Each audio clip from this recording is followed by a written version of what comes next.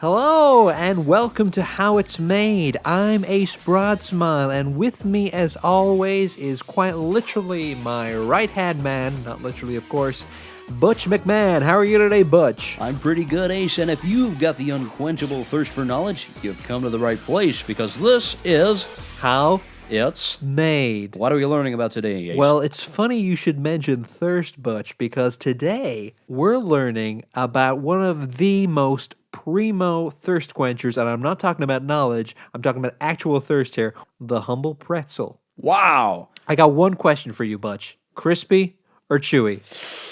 I'm a crispy guy. Well, I'm a chewy guy, Well, so we're gonna have. Here we go. Let's duke it out. We're gonna have duke it out. We're gonna have a fight here, are we? But let's put that to one side because we're learning all about the beautiful pretzel. How does it all go about? How does it come about? How do we make the pretzels, Ace? Well, first of all, you need a big lump of lard, and then you're gonna put lots of salt either side of it. You're gonna push it up.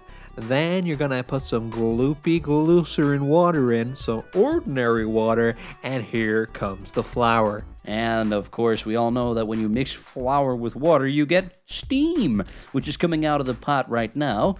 And the man lowers it, and there is the goo. I mean, I can't tell you. If you're having a beer, there's nothing that I would like to have in my other hand. Give me one thing you could have. If you've got a beer in your left hand... Potato chips. Potato chip?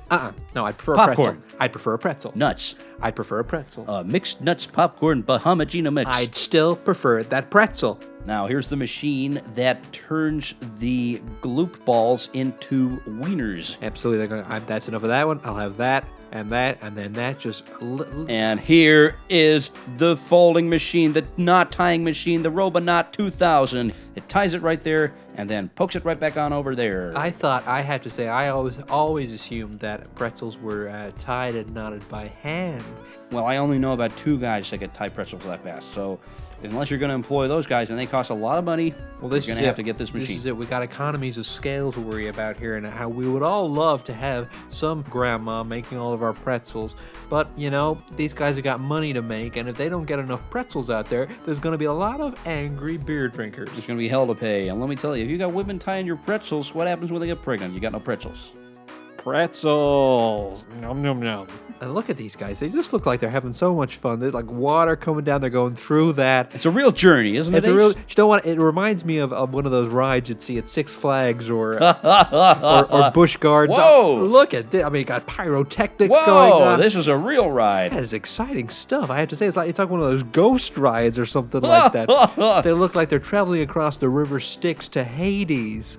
So much fun. Hell. And I think this is why I think pretzels are one of the most fun snacks on the market today. Look at those little faces there coming off the conveyor belt. They look like they've had a fright. They're having a great time. Scared, they're having a fright. Smiling, laughing, all the fun things you associate with the fear rides, the terror rides at the theme parks. And you can taste that. You can taste that. You can taste that fun in every bite.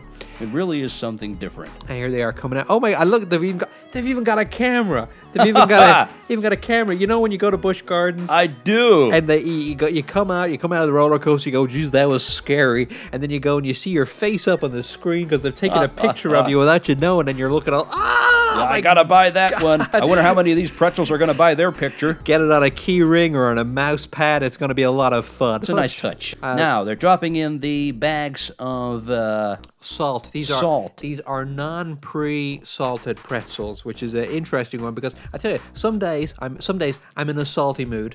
Some days not so much. Yeah. I like this. I like this idea. You know, my doctor tells me not to salt my pretzels these days, so these pretzels might come in handy. They don't got the salt already on there. You got high cholesterol. You don't got to problems. pick off the salt. You got problems with your heart, and you don't want to have to pick off each little bit of salt just to save your life. Because that's a nuisance. That is a nuisance. So my hat's off to this particular pretzel company, the Super Pretzel Company. Salty, beautifully twisted bread. And I think we can all agree that we like to eat them. That just looks fantastic. Fantastic stuff, Butch. So that's how pretzels are made. Tomorrow, we're going to find out how the machine that makes the pretzel was made.